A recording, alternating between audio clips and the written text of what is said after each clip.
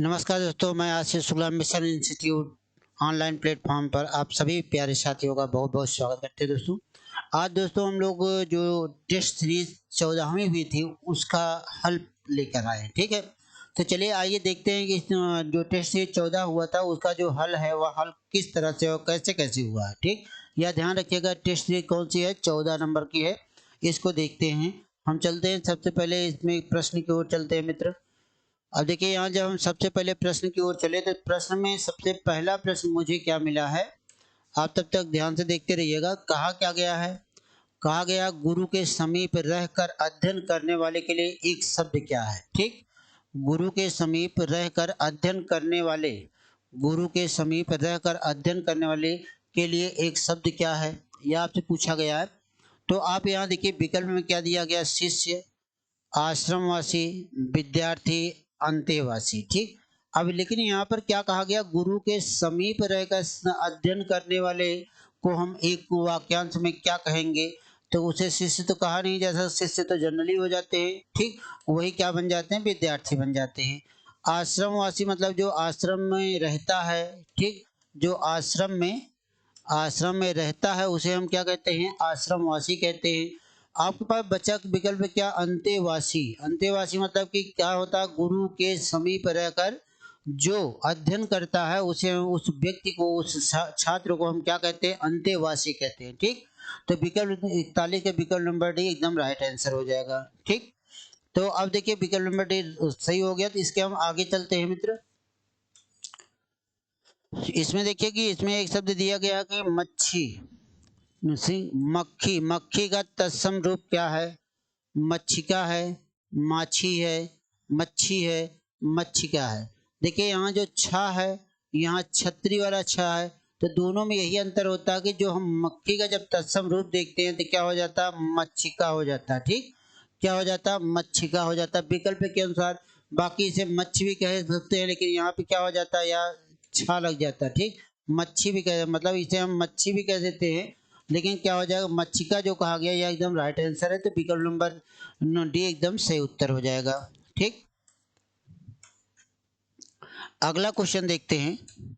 अगला क्वेश्चन देखते हैं कि क्या कहा जाता है, कहा गया निम्नलिखित में से कौन सा शब्द तद्भव नहीं है। तद्भव नहीं है की बात कर रहा है। ठीक, तो तद्भव नहीं है यह बात जब कर रहा है तो तद्भव कौन सा शब्द नहीं होगा, यह आप हमें बताएंगे कौन सा शब्द तद्भव नहीं होगा। ठीक, तो अगर आप देख रहे होंगे तो तद्भव नहीं है मतलब कि जो इतना मतलब तत्सम है, द्वार शब्द दिया गया, गिरस्ती दिया गया, सायम दिया गया, पांव दिया गया। ठीक, तो अब ध्यान रखिए जब चंदबिंदी लगा रहेगा वह शब्द हमेशा क्या हो जाएगा, तद्भव हो जाएगा। ठीक, क्या हो जाएगा, तद्भव हो जाएगा। ठीक, गिरस्ती कहा गया, देशज शब्द हो गया, द्वार क्या हो गया, देशज शब्द हो गया। बच्चा आपके पास क्या, यह सायकाला। ठीक, सायकाला यह कैसा शब्द होता है, यह क्या हो जाता है, तत्सम शब्द होता है। कैसा शब्द होता है, तत्सम शब्द होता है। बाकी सब क्या हो जाएंगे, तद्भव शब्द हो जाएंगे। ठीक, बाकी सब क्या हो जाएंगे, तद्भव शब्द हो जाएंगे। ठीक है, अब इसके बाद फिर हम आगे चलते हैं, अगले क्वेश्चन पे देखते हैं। अगला क्वेश्चन आपसे क्या कह रहा है मित्र, यह देखिए कि कहा गया धुंधला शब्द में विशेषण है। क्या कहा गया, धुंधला शब्द में विशेषण है। तो धुंधला शब्द में कौन सा विशेषण है, विकल्प दिया गया, संख्यावाचक विशेषण, गुणवाचक विशेषण, सार्वनामिक विशेषण और उपयुक्त में कोई नहीं। तो धुंधला जो होता है, धुंधला हो, मटमैला हो, ठीक, ठीक है, बैगनी हो, काही कलर हो, कुछ भी अगर आप रंग की बात कर देते हैं, धुंधलापन की बात करते हैं, तो वो हमेशा क्या हो जाएगा मित्र, गुणवाचक विशेषण हो जाएगा।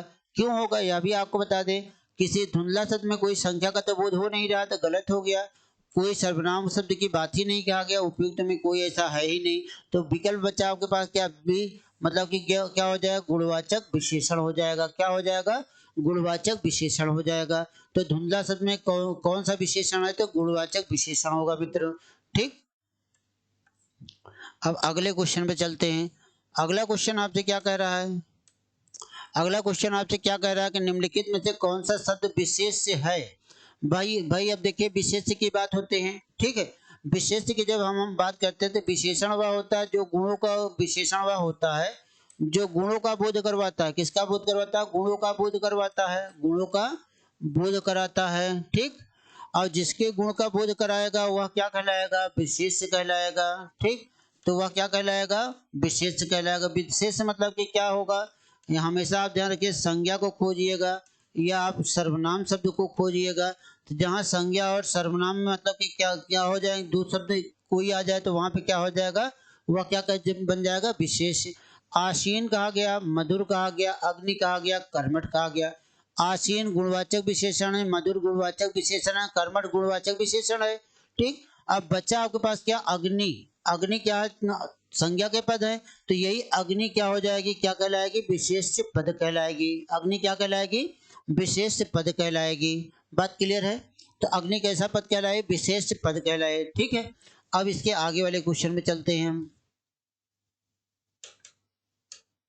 इसके आगे वाले क्वेश्चन में चलते हैं। कहा गया मीनाक्षी शब्द का पर्यायवाची शब्द है। मीनाक्षी मतलब मीन के समान अच्छी। ठीक, मीनाक्षी मतलब क्या? मीन के समान अच्छी मतलब कि जिनकी आंखें बहुत सुंदर होती हैं उन्हें क्या कहते हैं? मीनाक्षी कहते हैं। जिनकी आंखें मछली के समान होती है उसे क्या कहते हैं? मीनाक्षी कहते हैं। ठीक, अब यहाँ जो मीनाक्षी शब्द का पर्यायवाची शब्द दिया गया कि इसका पर्यायवाची शब्द क्या होगा? मीनाक्षी का पर्यायवाची क्या? सुंदरी होगा, दुर्गा होगा, मछली होगा कि लक्ष्मी होगा। ठीक, तो दोस्तों यहाँ पर क्या हो जाएगा? मीनाक्षी का पर्यायवाची शब्द किससे लगाया जाएगा? मछली से लगाया जाएगा। ठीक, मीनाक्षी क्या होगी? मछली से लगाया जाएगा। ठीक है, तो इसमें विकल्प नंबर सी एकदम राइट आंसर कर लीजिएगा। ठीक है, तो इसमें क्या करेंगे? सी वाले को आप एकदम सही उत्तर कर लेंगे। ठीक है, अब हम इसके आगे चलते हैं। इसके आगे जब हम चलते हैं तो आगे हमें क्या मिलता है? अगला क्वेश्चन दिया गया कि जंगम का विलोम शब्द। बहुत चर्चित क्वेश्चन है मित्र, यह बहुत चर्चित क्वेश्चन है, यह हमेशा एग्जाम में पूछा जाने वाला प्रश्न है। अगर कहा गया जंगम, क्या कहा गया? जंगम। जंगम का विलोम शब्द क्या होगा? अगम होगा, दुर्गम होगा, स्थावर होगा, चंचल होगा। ठीक, तो विलोम शब्द की बात करें, जंगम का विलोम शब्द क्या हो जाएगा? स्थावर हो जाएगा, या कई बार एग्जाम में आपके यहाँ पूछा भी गया है। ठीक है, तो इसको आप एकदम एकदम एग्जैक्ट अपने दिमाग पे सेट कर लीजिएगा। जंगम तो पूछा ही पूछा जाएगा। ठीक, आपके यहाँ यह पूछा ही पूछा जाएगा, किसी न किसी सेट में पूछा जाएगा कि जंगम का विलोम शब्द क्या होता है, तो क्या बताएंगे? स्थावर होता है। ठीक, अब इसके बाद अगला क्वेश्चन देखते हैं। अगला क्वेश्चन जब हम देखते हैं, अब अगला क्वेश्चन देखा गया तो कहा गया कि वाक्यों में शुद्ध वाक्य का चयन करना है। तो कहा गया मेरे घर के पास एक हलवाई की दुकान है। फिर क्या कहा गया? मेरे घर के पास एक हलवाई की दुकान स्थित है। मेरे घर के पास एक हलवाइयों की दुकान स्थित है। ठीक, मेरे घर के पास हलवाई की एक दुकान है। ठीक है, अब यह चार विकल्प आपके सामने कहा गया है। कहा गया कि मेरे घर के पास एक हलवाई की दुकान है, तो केवल हलवाई जब कह देंगे तभी वहां पे एक लगाने की कोई आवश्यकता नहीं है, तो इसलिए यह वाक्य क्या हो गया? अशुद्ध हो गया। ठीक, गलत हो गया।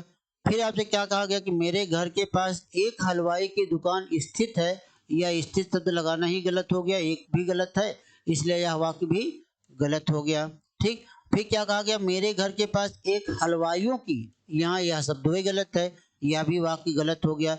बचा आपके पास क्या? मेरे घर के पास हलवाई की एक दुकान है। ठीक, क्यों? हलवाई एक जातिवाचक संज्ञा, दुकान भी जातिवाचक, लेकिन हलवाई की एक दुकान, बाकी और बहुत सारी दुकानें हैं।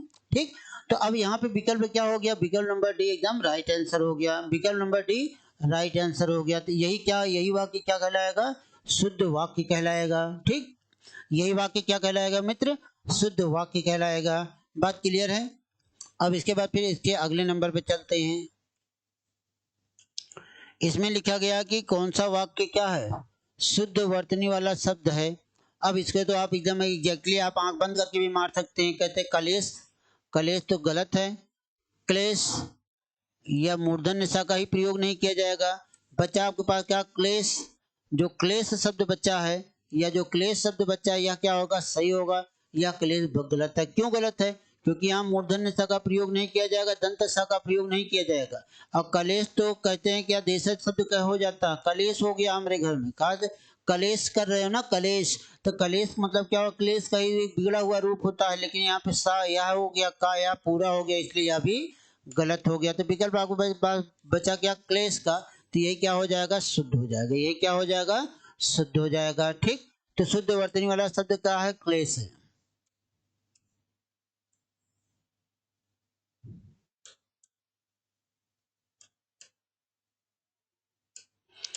अब यहाँ पे क्या कहा गया भैया, कहा गया कि आपसे क्या कहा गया, कनिष्ठिका और मध्यमा के मध्य की उंगली को क्या कहते हैं, अनामी, अनिमिका, अनामिका, अनामिका। तो देखिए इसमें से जो शुद्ध लिखा होगा वही होगा, तीनों का सब चारों विकल्प एक दूसरे से मिलते जुलते हैं उसी शब्द से, तो उसमें क्या हो जाएगा, अनामिका। अनामिका क्या हो जाएगा, शुद्ध विकल्प हो जाएगा। क्लियर है, तो अनामिका क्या हो जाएगा, शुद्ध विकल्प हो जाएगा। ठीक है, तो कनिष्ठिका और मध्यमा की बीच की उंगली को क्या कहते हैं, अनामिका कहते हैं, तो डी वाला एकदम राइट आंसर हो गया। फिर इसके आगे चलते हैं हम लोग, इसके आगे चलते हैं। कहा जाता है जिसकी कीमत ना हो वाक्यांश के लिए एक शब्द क्या होगा, जिसकी कीमत ना हो, जिसकी कोई कीमत ना हो उसके वाक्यांश के लिए एक शब्द क्या होगा, उसे हम कीमती कहेंगे या अमूल्य कहेंगे कि बहुमूल्य कहेंगे, उपयुक्त में से कोई नहीं कहेंगे। ठीक, तो आप हमें बताएंगे इसमें से हम क्या कहेंगे। जिसकी कोई कीमत ना हो, जिसकी कोई कीमत ना हो वह क्या कहलाएगा मित्र, अमूल्य कहलाएगा। क्या कहलाएगा, अमूल्य कहलाएगा। कीमती जो हम बहुत कीमती होती है उसे कीमती कहते हैं, बहुमूल्य जो बहुत मतलब मूल्यवान होती हैं तो वह क्या हो जाती है, मूल्यवान वस्तु को ही क्या कहा जाता है, बहुमूल्य कहा जाता है। तो इसमें जिसकी कोई कीमत ही ना हो उसे हम क्या कहेंगे, अमूल्य कहेंगे, जिसका कोई मूल्य हो ही ना। ठीक है, जिसका कोई मूल्य ना हो उसे हम क्या कह देंगे, बहुमूल्य कह देंगे। तो विकल्प नंबर बी एकदम राइट आंसर हो जाएगा। ठीक, क्लियर है। अब हम इसके आगे चलते हैं, इसके आगे हम चलते हैं, इसके आगे हमें क्या मिलता है, अगला क्वेश्चन देखते हैं। अब अगला क्वेश्चन में यह कहा गया है, क्या कहा गया है, कहा गया थोड़ा नपा तुला भोजन करने वाला वाक्यांश के लिए उपयुक्त शब्द क्या है। ठीक, मित व्ययी है, मित व्यय है, मिताहारी है, मितहारीन है। अब आप बताएंगे इसमें कौन सा सही हो जाएगा।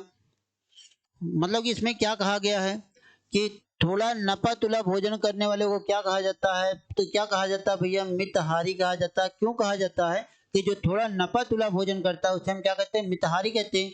मित व्यय मतलब जो कम व्यय करता है, मित व्यय वही दोनों मतलब विशेषण और विशेष के रूप में बदल गए, यह शब्द ही गलत है। बचा आपके पास क्या, मितहारी। मिताहारी, तो मिताहारी मतलब क्या होता है, थोड़ा नपा तुला भोजन करने वाला क्या कहलाएगा, मिताहारी कहलाएगा। ठीक, अब इसके बाद अगला क्वेश्चन देखते हैं।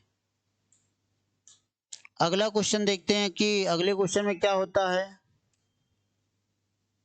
अगले क्वेश्चन में अगर हम देखते हैं कि कहा गया किस क्रमांक के वाक्य में निजवाचक सर्वनाम है। कौन सा सर्वनाम है, किस वाक्य के क्रमांक में निजवाचक सर्वनाम है। तो इसमें लिखा गया कि उसका पता लगाओ, ठीक, जिसकी लाठी उसकी भैंस, सब काम मैं आप कर लूंगा, आप पुस्तक पढ़ी।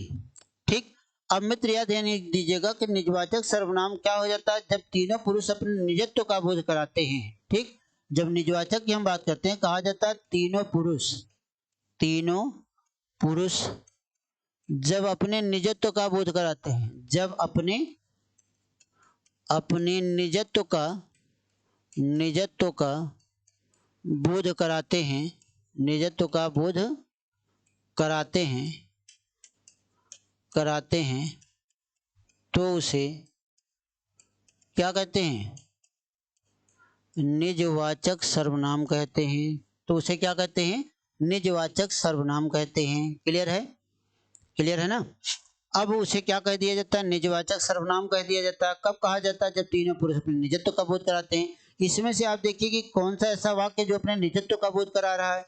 तो इसमें विकल्प नंबर सी एकदम सही हो जाएगा, क्योंकि मैं अपना काम अपने आप कर लेता हूँ, अपने आप की बात कर रहा है, तो मतलब कि निजत्व का बोध करवा रहा है। ठीक, लेकिन हम इसके अलावा आपको बता देते हैं कि जैसे कि यहाँ पर जो कहा गया है कि उसका पता लगाओ, उसका पता लगाओ, तो यह कैसा वाक्य हो जाएगा, निश्चयवाचक वाक्य, निश्चयवाचक सर्वनाम का प्रयोग किया जाएगा। ठीक, किसका प्रयोग किया जाएगा, निश्चयवाचक। जिसकी लाठी उसकी भैंस मतलब क्या हो गया, संबंधवाचक। ठीक, क्या हो जाएगा, संबंधवाचक। ठीक, आप पुस्तक पढ़ो तो यह क्या हो गया, मध्यम पुरुष सर्वनाम हो गया। क्या हो गया, मध्यम पुरुष सर्वनाम हो गया। ठीक, मध्यम पुरुष सर्वनाम हो गया। ठीक, मतलब जैसे पुरुषवाचक को तीन भेदों में बांट दिया, उत्तम, मध्यम और अन्य। तो यह क्या, आप पुस्तक पढ़ो, आप पुस्तक पढ़ो क्या मतलब मध्यम पुरुष की बात कर दिया, तो यह मध्यम पुरुष हो गया। बाकी विकल्प नंबर यह सही, जो प्रश्न पूछा गया उसमें से यह सही हो जाएगा। ठीक, अब हम इसके आगे चलते हैं। इसके आगे हम चलते हैं, इसके आगे हमें क्या मिलता है? इसके आगे मिलता है कि हिंदी न फारसी मियाँ जी बनारसी। हिंदी न फारसी मियाँ जी बनारसी। हिंदी न फारसी मियाँ जी बनारसी अर्थ व्यंजना से मिलते जुलते अर्थ वाली लोकोक्ति किस क्रमांक में है? ठीक। प्यादे से फर्जी भयो टेढ़ो टेढ़ो जाए। ठीक। छछूंदर के सिर पर चमेली का तेल। अहिरन साथ गडरियन नाचे भेड़ी खाए सियार। ठीक। अहिरन साथ गडरियन नाचे भेड़ी खाए सियार। और उसके बाद कहा गया तन पर नहीं लपता, तन पर नहीं लपता पान खाए अलबत्ता। ठीक। तन पर नहीं लपता मतलब कि हिंदी ना फारसी मियाँ जी बनारसी का अर्थ क्या होगा? तो जब इसका पूछा जाता है तो हमेशा में तो ध्यान रखेगा क्या कहा गया, तन पर ना लपता पान खाए अलबत्ता। ठीक। तन पर क्या नहीं कि कपड़ा नहीं है लेकिन पान खाए आराम से घूम रहे हैं लाल लाल मुंह किए। ठीक। तो जो मतलब कि और कोनो चीज नहीं, बस पान का शौक है, बाकी कुछ नहीं है। ठीक। तो वही कहा गया हिंदी ना फारसी मियाँ मियाँ जी बनारसी, अर्थात न उनको हिंदी की ज्ञान है न फारसी ज्ञान है, और अपने आप को क्या बता रहे हैं, फारसी बता रहे हैं। तो वही क्या हुआ, तन पर न लपता पान खाए अलबत्ता हो गया। ठीक। विकल्प नंबर डी एकदम राइट आंसर हो गया। इसके बाद फिर अगला वाक्य कहा गया। अगले वाक्य में क्या बोला गया है? अगले वाक्य में क्या कहा गया भैया, ध्यान दीजिएगा। किस क्रमांक में अकर्मक क्रिया है? वह दिन भर खाता है, वह रात भर नहीं सोया। ठीक। वह ही सदा दुहता है, उसी ने भूला है। ठीक। अब आप इसमें बताएंगे इसमें कौन सा सही हो जाएगा। अब देखिए कि वह मतलब कि इसमें जो चार विकल्प दिया गया है तो कहा गया कि वह दिन भर खाता रहा है। ठीक। वह रात भर नहीं सोया है। ठीक। वह ही सदा दुहता है, उसी ने भूला है। तो इसमें भैया देखिए कि खाता रहा है, खाता क्रिया सकर्मक होती है, लेकिन सोया क्रिया क्या होती है, अकर्मक होती है। दुहता फिर क्या होती है, सकर्मक होती है। बोलना क्रिया क्या होती है, सकर्मक होती है। ठीक।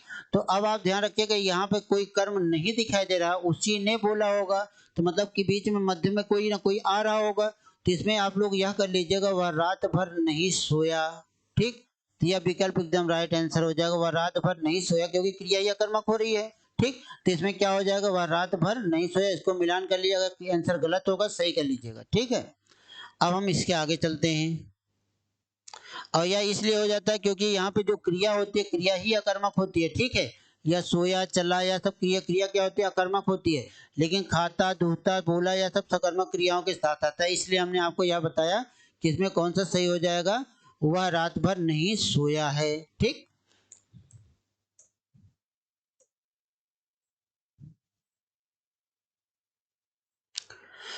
अब यहाँ पे क्या कहा गया कि किस क्रमांक का सही सन विच्छेद है? किस क्रमांक का सही सन विच्छेद है? तो किस क्रमांक का सही सन विच्छेद है यह आपको बताना है। लिखा गया बधु उल्लास। ठीक।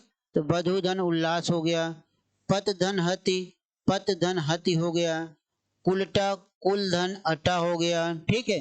कुल धन अटा हो गया। और उसके बाद लिखा है जलोर्मी, जल धन और जल धन ऊ धन मी हो गया। ठीक है।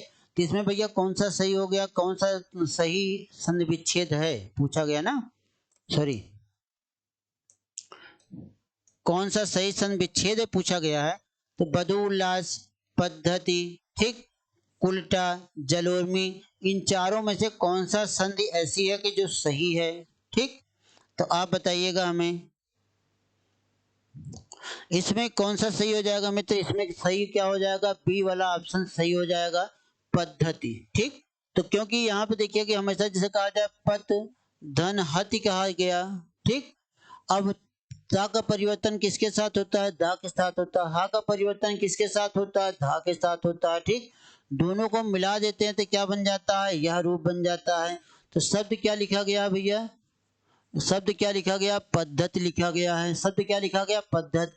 यहाँ पे यह आया है कि नहीं आया, तो यह क्या हो जाएगा, विकल्प नंबर भी एकदम सही हो जाएगा। अब आप हमसे पूछ सकते हैं कि इसमें ए वाला क्यों नहीं सही है, क्योंकि बधु लिखा ही नहीं जाता, बधु के साथ हमेशा ऊ लगा रहेगा। ठीक। अब उल्टा में यह नहीं होगा, हलंत नहीं होगा। जलोर्मी में क्या हो जाएगा, जल के साथ एक शब्द जोड़ा जाएगा, क्या जोड़ा जाएगा, उर्मी जोड़ा जाएगा। क्या जोड़ा जाएगा, उर्मी जोड़ा जाएगा। यहाँ से क्या मिला है आपको, आ के साथ ऊ मिला, दोनों मिलके क्या बना दिए, ओ बना दिए। तो इसमें कौन सी संधि हो जाती है, जब इसमें की बात करते हैं गुण संधि हो जाती है। पद्धति की हम बात करते हैं तो इसमें कौन सी संधि हो जाती है, व्यंजन संधि हो जाती है। कौन सी संधि होती है, व्यंजन संधि होती है। ठीक है। अब यह उल्लास में क्या हो जाता है, बदउल्लास में भी क्या कौन सी संधि हो जाएगी, दीर्घ संधि हो जाएगी, लेकिन तब जब यहाँ पे बड़े हो की मात्रा होगी। ठीक, या छोटे हो की मात्रा होने की वजह से यह गलत है। ठीक, यहाँ जो अट्ठा शब्द लिखा गया इसकी वजह से गलत है। ठीक है, और यहाँ ऊ को अलग कर दिया, मेरे को अलग कर दिया, इसलिए यह गलत है। तो सही वाला विकल्प कौन सा होगा, बी वाला ऑप्शन सही हो जाएगा। ठीक, अगला क्वेश्चन देखते हैं। अगला क्वेश्चन क्या होता है आपके पास, कहा गया किस क्रमांक में शब्द युग्म का सही अर्थ भेद है, तरणी, तरणी। ठीक, तरण के अर्थ क्या होता है, नौका होता है, तरण के अर्थ क्या होता है, सूर्य होता है, सही है। ठीक, अनल हवा होती है, अनिल आग होती है, सही है। मरीचि रश्मि बताया गया, मरीचि मतलब रवि बताया गया। श्लील स्वैरी होता है, अश्लील शिष्ट होता है। अब इसमें देखिए इतना सब कुछ जब दिया गया तो इसमें से कौन सा सही हो जाएगा। ठीक, इसमें कौन सा सही, मतलब कि इसमें पूछा गया कि सही किस क्रमांक में शब्द युग्म का सही अर्थ भेद है, सही अर्थ भेद है, बात कर लिया है। ठीक है, तो इसमें क्वेश्चन भी देख लिया जाए।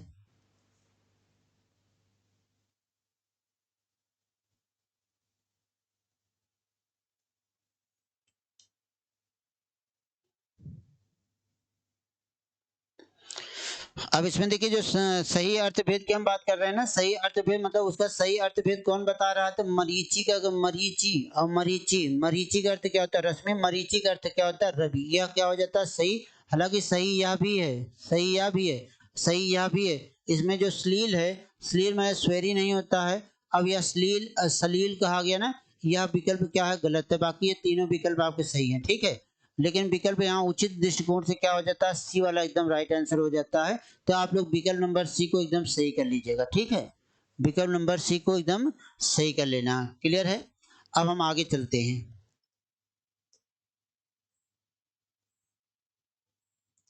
फिर अगला आपसे क्वेश्चन क्या कहा गया है, क्या कहा गया, किस क्रमांक में सही संधि का उदाहरण है। अब इसमें क्या है, शिशुधन एक कहा गया, गौधन इंद्र कहा गया है। ठीक, सठ धन मुख कहा गया है। ठीक है, सठ धन मुख कहा गया है, चतुर्धन कपाल कहा गया है। ठीक, अब इसमें पूछा गया है कि किस क्रमांक में सही संधि का उदाहरण है, सही संधि का उदाहरण है। तो आप इसमें हमें बताएंगे इसमें कौन सा सही संधि का उदाहरण है।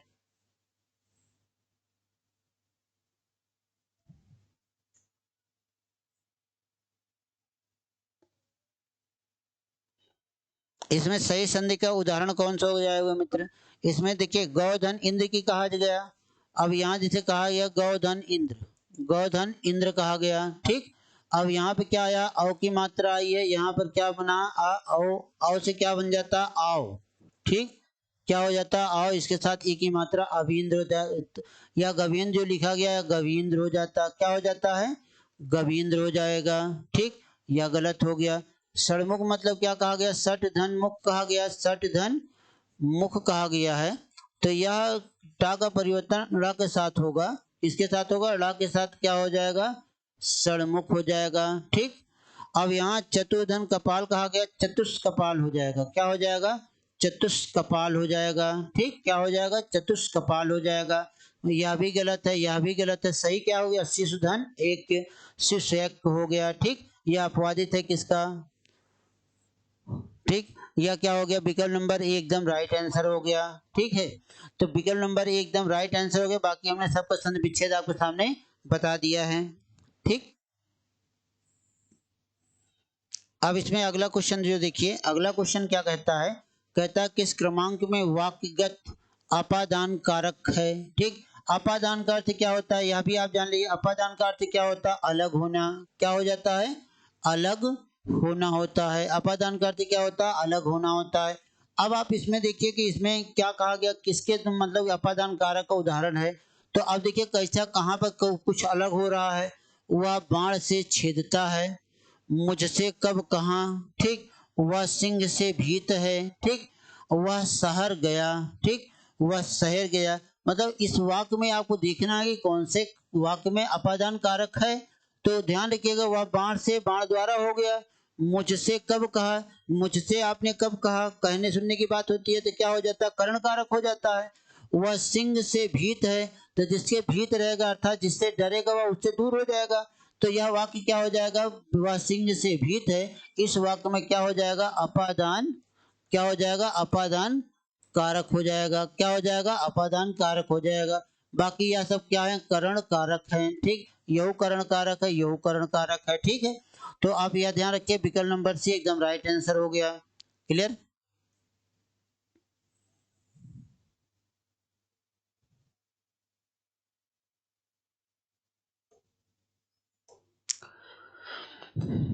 अब देखिए कि इसमें कहा गया किस क्रमांक में वाक्यगत सही विराम चिन्ह है। वाक्यगत सही विराम चिन्ह है। वाक्यगत सही विराम चिन्ह की जब हम बात करते हैं, कहा गया नारी तुम केवल श्रद्धा हो, अब कब कहाँ मैं लखनऊ आऊंगा और पटना न जाऊंगा, ठीक। कैसे घूमूंगा मैं हाय लंका धाम में, ठीक। एक बार मोहन जयपुर गया और वहां से पुस्तक खरीद लाया, ठीक। तो यह देखिए कि सही विराम चिन्हों का जब प्रयोग किया गया तो यहाँ एक विराम चिन्ह लगा दिए हैं। यह विराम चिन्ह लगाने के बाद और शब्द का कोई प्रयोग नहीं होता, गलत हो गया वाक्य, ठीक। अब कैसे घूमूंगा मैं हाय, यहाँ हाय शब्द लगाया, यह भी गलत हो गया, ठीक। यह भी वाक्य क्या हो गया, गलत हो गया, ठीक। कब कहाँ मैं लखनऊ जाऊंगा, ठीक। कब कहाँ मैं लखनऊ जाऊंगा, या भी कब कहाँ या लखनऊ, यह भी गलत हो गया। नारी तुम केवल श्रद्धा हो, ठीक। यह तो कथन रहा है। क्या क्या, नारी तुम श्रद्धा हो, तो श्रद्धा तक क्या क्या साथ हो जाएगा, यहाँ पे सही पूर्ण विराम का प्रयोग किया जाएगा, यह वाले चिन्ह का प्रयोग नहीं किया जाएगा, ठीक। पूर्ण विराम का मतलब यह एक पूर्ण वाक्य दे रहा है ना, नारी तुम क्या हो, श्रद्धा हो कह रहा है, बाकी इसके आगे और कोई वक्तव्य नहीं है। तो यहाँ पे पूर्ण विराम का प्रयोग कर दिया जाएगा, तो विकल्प नंबर एकदम राइट आंसर हो जाएगा, ठीक। नारी तुम श्रद्धा हो। आइए गद्य पर आते हैं।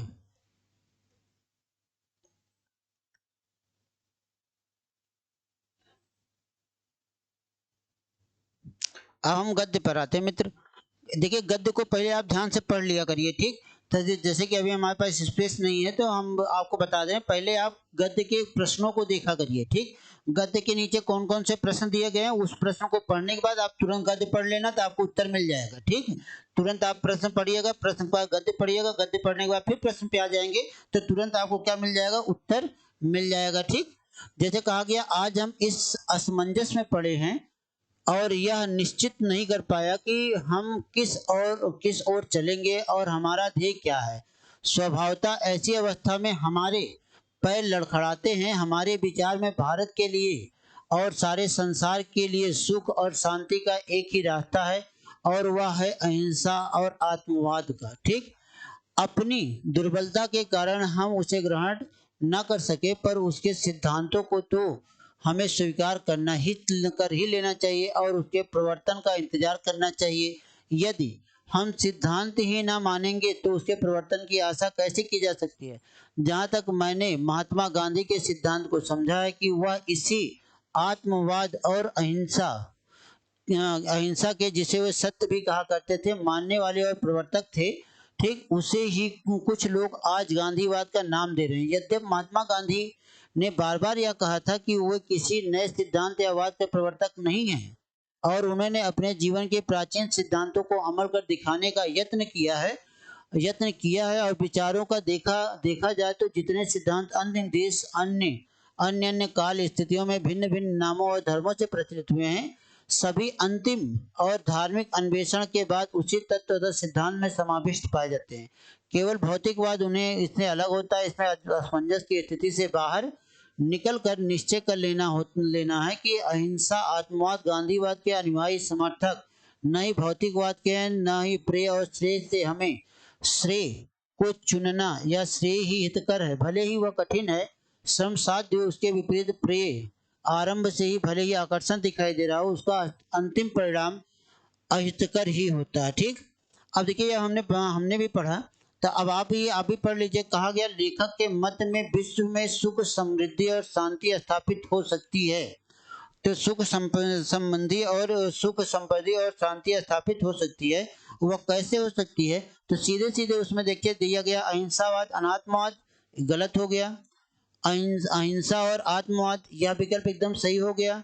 क्यों? क्योंकि अभी पैराग्राफ में हमने पढ़ा ही था। ठीक है, पढ़ा था ना कि उसको महात्मा गांधी के सिद्धांतों में आत्मवाद और अहिंसा की, देखिए यहाँ पे लिखा गया ना आत्मवाद और अहिंसा के उत्तर आ गया ना। जो सत्य कहा करते थे आत्मवाद और अहिंसा के द्वारा उसे क्या किया जा सकता है? जीता जा सकता है। ठीक है, तो विकल्प नंबर बी एकदम राइट आंसर हो गया। ठीक है, अब अगला क्वेश्चन देखते हैं। अगला क्वेश्चन हम फिर से देखते हैं। अगले क्वेश्चन को फिर से वही पैराग्राफ जो हमने पढ़ा था उसी पे हम लेके आते हैं। अब जब उस पर हम लेके आते हैं तो यहाँ क्वेश्चन देखते हैं, क्वेश्चन में क्या है यह देखा जाए। क्वेश्चन में कहा गया है हमारे पैर लड़खड़ाते हैं क्योंकि, ठीक, हमारे पैर लड़खड़ाते हैं क्योंकि क्योंकि क्या हो जाता? अशक्त एवं दुर्बल हैं, भौतिक एवं आस्था में रखते हैं, आत्मशक्ति और विश्वास में नहीं रहते हैं, लक्ष्यहीन और दिशाहीन होते हैं। ठीक, तो हमारे पैर क्यों लड़खड़ाते हैं? क्योंकि हमारे पैर क्या हो जाते हैं? लक्ष्यहीन और दिशाहीन होते हैं। तो विकल्प नंबर डी एकदम राइट आंसर हो जाएगा। तो इसको आप एकदम नोट कर लीजिएगा, इसमें दिया गया है। ठीक,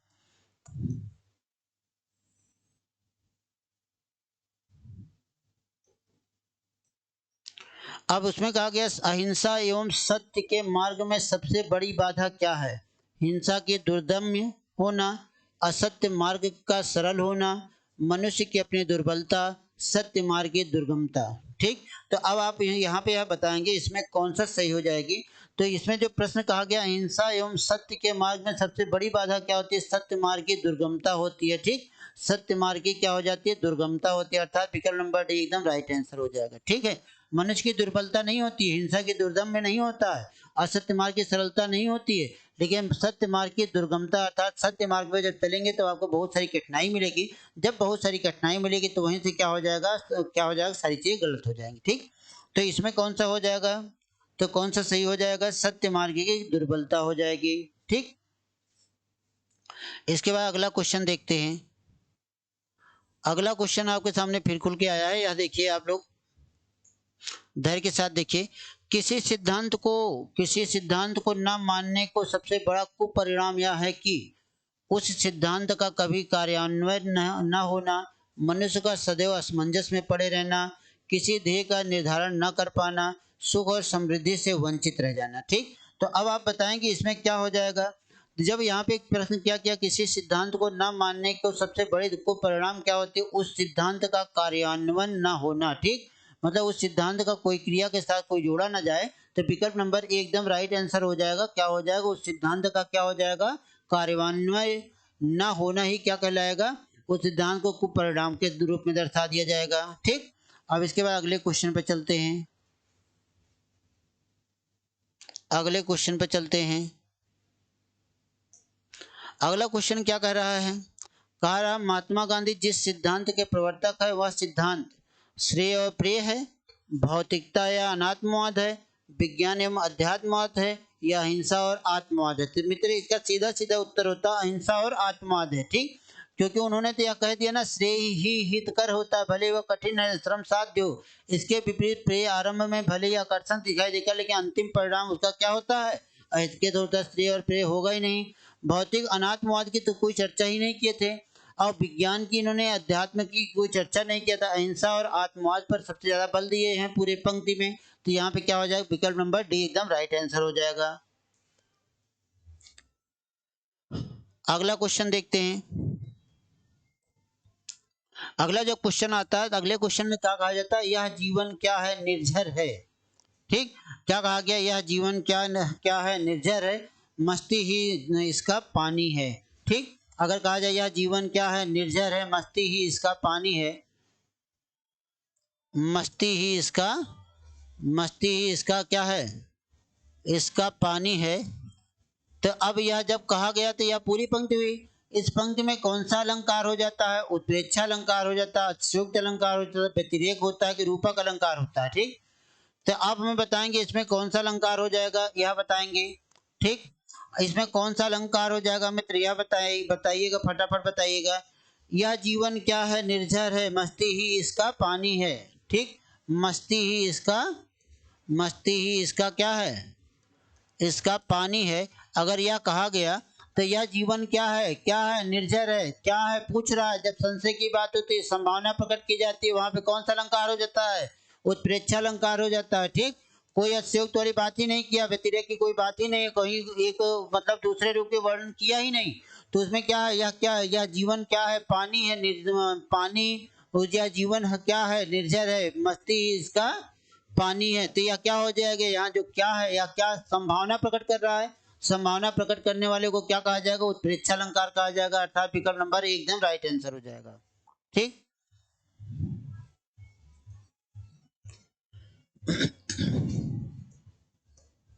अब इसमें क्या कहा, तेज गर्मी के चलने के कारण वह हो गया, रिक्त स्थान की पूर्ति करना, निश्चेतन हो गया, निर्जीव हो गया, मृत हो गया कि अचेतन हो गया। तेज गर्मी के चलते वह क्या हो जाता है भैया, निश्चित तो हो नहीं जाएगा, निर्जीव भी नहीं हो जाएगा, ठीक, मर भी नहीं जाएगा, तो क्या मूर्छित हो जाएगा ना, तो क्या हो गया, अचेतन हो गया। क्या हो जाएगा वह, अचेतन हो जाएगा। चेतन मतलब क्या हो गया, मूर्छित हो जाना, गर्मी से बेहोशी जो आ जाती है। ठीक, तो वह क्या हो जाता है, अचेतन मन की बात कर देता है। ठीक है, अब इसके बाद फिर हम इसके आगे वाले क्वेश्चन में देखते हैं। इसके आगे वाले प्रश्नों में अगर हम चलते हैं तो इसके आगे वाले प्रश्नों में क्या हो जाता है, कहा जाता है अर्थ के अनुसार डैश डैश डैश के कुल भेद होते हैं, तो चयन कर रिक्त स्थान की पूर्ति करें। संबंध बोधक अव्यय 8 भेद, समुच्चय बोधक अव्यय 8 भेद, निपात 4 भेद, गलत है, 9 होते हैं। क्रिया विशेषण अव्यय और 7 भेद, यह भी गलत है। ठीक, तो अब आप इसमें हमें बताएंगे इसमें क्या हो जाएगा। जो संबंध बोधक अव्यय होता है, जो संबंध बोधक अव्यय होता है उसके कितने भेद होते हैं, 8 भेद के अनुसार संबंध बोधक अव्यय क्या लिखा जाएगा, संबंध बोधक अव्यय लिखा जाएगा। और भेद कितने कुल किसके होते हैं, 8 भेद होते हैं। ठीक, और यह सब अर्थ के आधार पर देखे जाते हैं। ठीक है, यह सब अर्थ के आधार देखे जाते हैं, इसको आप क्लियर कर लेना। ठीक है, तो आगे चलते हैं हम लोग।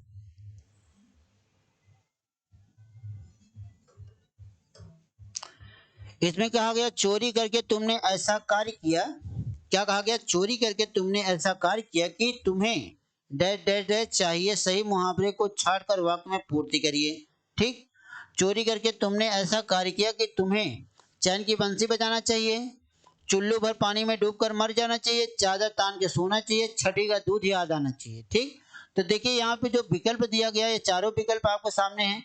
तो कहा गया चोरी करके तुमने ऐसा कार्य किया कि तुम्हें चैन की बंसी बजाना चाहिए, आराम से जाकर सो जाना चाहिए। तो चलिए बताइए इसमें कौन सा हो जाना चाहिए। चोरी करके तुमने ऐसा कार्य किया कि तुम्हें, ठीक, चुल्लू भर पानी में डूबकर मर जाना चाहिए। भाई चोरी कोई अच्छी चीज थोड़ी है, तो चुल्लू भर पानी में डूबकर क्या हो जाना चाहिए, मर जाना चाहिए। तो यही विकल्प नंबर बी एकदम राइट आंसर हो गया। ठीक, विकल्प नंबर बी क्या हो गया, एकदम सही उत्तर हुआ। ठीक है,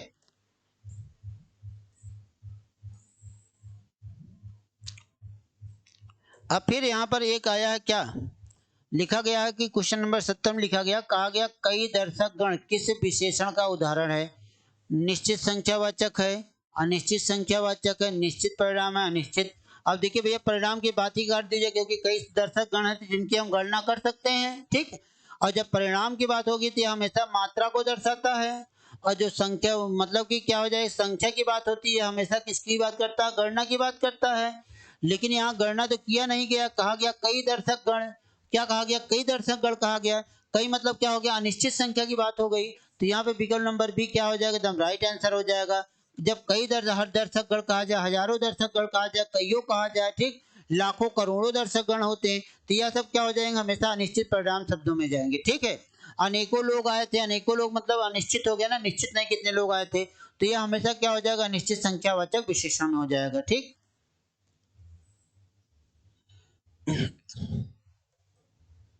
अब देखिए यहाँ पे लिखा गया रतिपति।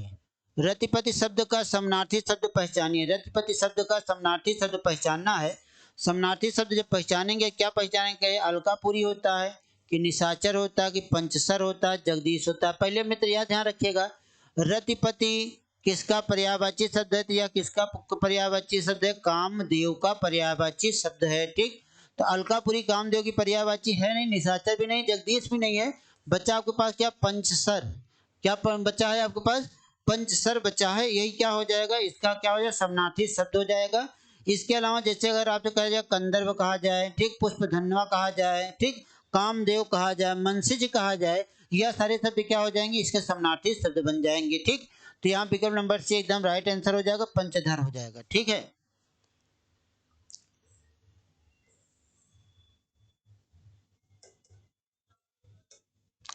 इसमें लिखा गया कि हिंदी भारत की है, विकल्प का सही, अंतरराज्यीय भाषा है, मूल भाषा है, राजभाषा है और राष्ट्रभाषा है।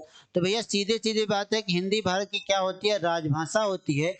अंतरराज्यीय की बात ही नहीं होती, मूल भाषा की बात नहीं है, राष्ट्रभाषा की तो मतलब ही नहीं होता। ठीक, तो क्या है, हिंदी भारत की क्या है, राजभाषा है। और हिंदी भारत की राजभाषा कब बनी थी, 14 सितंबर, 14 सितंबर 1949 को। ठीक, 14 सितंबर 1949 को हिंदी क्या बनी, हिंदी भारत की, भारत की क्या बनी, राजभाषा बनी। ठीक, क्या बनी, राजभाषा बनी। और भाषा शब्द का उल्लेख कहाँ किया गया है, भाषा का उल्लेख 8वीं अनुसूची में किया गया है। ठीक, कहाँ किया गया, 8वीं अनुसूची में किया गया है। 8वीं अनुसूची के अंतर्गत एक आता है भाग 17वां आता है। ठीक, कौन सा भाग आता है, 17वां भाग आता है। इस 17वें भाग 8वीं अनुसूची के अंतर्गत कुल कितनी भाषाएं होती है, 22। उस 22 भाषा में हिंदी भी एक भाषा रही, जिसे भारत की क्या घोषित कर दिया गया था, राजभाषा घोषित कर दिया गया। ठीक दोस्तों, इसको नोट कर लेना, बहुत बार पूछा भी गया है। ठीक,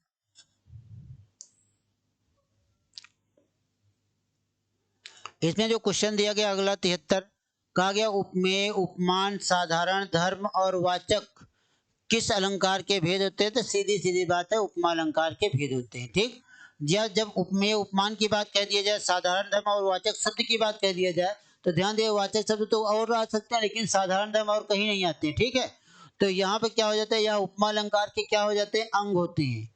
या क्या हो जाते हैं, उपमा अलंकार के, उपमा के अंग हो जाते हैं। ठीक, उपमा अलंकार के क्या हो जाते हैं, अंग होते हैं। कौन कौन से, 4 होते हैं। कौन कौन से होते हैं, एक होता है उपमेय, फिर क्या हो जाता है, उपमान। ठीक, फिर उसके बाद फिर एक आ जाता है साधारण धर्म, क्या आ जाता है, साधारण धर्म आ जाते हैं। ठीक, उसके बाद फिर एक आ जाता है वाचक शब्द, या क्या होते हैं, उपमा अलंकार के अंग होते हैं। और जब उपमा के भेद की हम बात करते हैं, किसके, उपमा के, उपमा के भेद की अगर हम बात करते हैं, तो भेद इसके कितने होते हैं, 3 होते हैं। एक क्या हो जाता है, पूर्णोपमा हो जाता है। ठीक, दूसरा क्या हो जाता है, लुप्तोपमा हो जाता है। और तीसरा क्या हो जाता है, मालोपमा हो जाता है। क्या हो जाता है, मालोपमा हो जाता है। ठीक, या 1, 2 और 3 हो गए उपमा अलंकार के भेद। और यही उपमा अलंकार क्या कहलाता है, सर्वश्रेष्ठ अलंकार कहलाता है। क्या कहलाता है, सर्वश्रेष्ठ अलंकार कहलाता है। ठीक, सर्वश्रेष्ठ अलंकार कहलाएगा, कौन कहलाएगा, उपमा अलंकार कहलाएगा। ठीक, क्लियर है, क्लियर है ना मित्र। अब इसके आगे चलते हैं। इसके आगे कहा गया सरसिज शब्द का पर्यायवाची शब्द निम्नलिखित में से कौन सा है। सरसिज का पर्यायवाची शब्द क्या है, नौकर है, नलिन है, आदेश है, दृघ है। ठीक, चलिए आप बताइए कि सरसिज का पर्यायवाची शब्द क्या हो जाता है।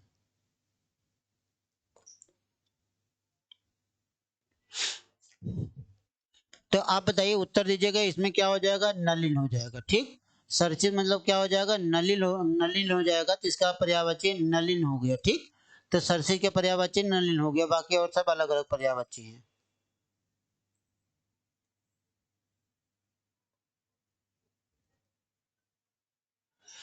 इसमें लिखा गया निम्न निम्न विकल्पों में से एक सही विकल्प छांटिए। बिना कड़ी परिश्रम किए तुम सफल नहीं हो सकते, तुम सफल नहीं हो सकते बिना कठोर परिश्रम के, कठिन परिश्रम के बिना तुम सफल नहीं हो सकते, बिना कठोर परिश्रम के तुम सफल नहीं हो सकते। तो मतलब इसमें 4 विकल्प दिया गया था, इसमें चारों में से कौन सा सही हो जाएगा। अब देखिए कि यहाँ पे क्या, बिना कठिन परिश्रम के तुम सफल नहीं हो सकते। ठीक, फिर क्या आ गया, तुम सफल नहीं हो सकते बिना कठोर परिश्रम के, गलत हो गया। ठीक, कठिन परिश्रम के बिना तुम सफल नहीं हो सकते हैं, बिना कठिन कठोर परिश्रम के तुम, यह गलत हो गया। तो बच्चा आपके पास क्या, विकल्प नंबर सी। ठीक, यह भी गलत हो गया, यह भी गलत, विकल्प नंबर सी एकदम राइट आंसर हो जाएगा। कठिन परिश्रम के बिना तुम सफल नहीं हो सकते, या क्या हो जाएगा, एकदम सही उत्तर हो जाएगा, एकदम राइट आंसर हो जाएगा। ठीक, अब उसके बाद अगला देखिएगा क्या कहा गया है। क्या कहा गया यहाँ पर, कहा गया क्या वीर रस का स्थायी भाव क्या होता है। ठीक, किसका स्थायी भाव पूछा गया, वीर रस का स्थायी भाव पूछा गया। तो वीर रस का स्थायी भाव क्या हो जाएगा, यह बताइएगा। वीर रस का स्थायी भाव क्या होगा भैया, वीर रस का स्थायी भाव उत्साह हो जाएगा। क्या हो जाएगा, उत्साह। रति जो होता है वह श्रृंगार रस का स्थायी भाव होता है। ठीक, और हास्य, हास्य जो होता है वह हास्य रस का होता है। ठीक, रौद्र रस का स्थायी भाव क्या हो, रौद्र रस का स्थायी भाव क्या होता है, क्रोध होता है। श्रृंगार रस का स्थायी भाव क्या होता है, रति होता है। हास्य रस का स्थायी भाव क्या होता है, हास्य होता है। तो उसी तरीके से वीर रस का स्थायी भाव क्या हो जाएगा, उत्साह हो जाएगा। विकल्प नंबर बी एकदम राइट आंसर है। ठीक,